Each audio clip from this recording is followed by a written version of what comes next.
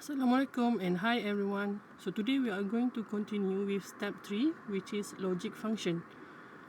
Okay, so how to start with logic function? It will be based on the step 2 grouping. So when you have the grouping based on the sequence, we just add E1, E2 and ST there.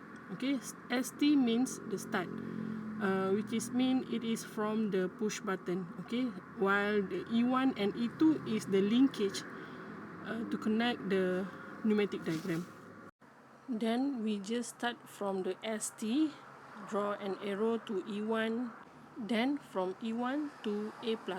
So next we have to look at the cylinder. It show that the A+, which is A, cylinder A is extend.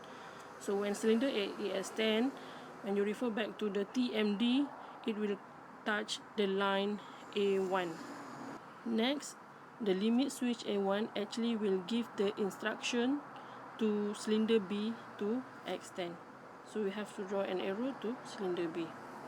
And again, when cylinder B is extend, refer back to the TMD, it show that the line will touch at line B1.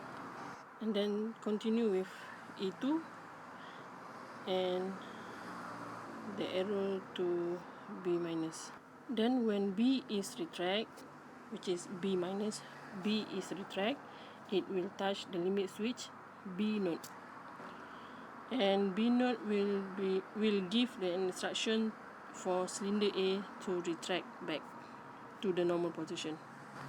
And last one, when cylinder A is retract, of course it will touch the line A node and repeat back to push button, which is ST.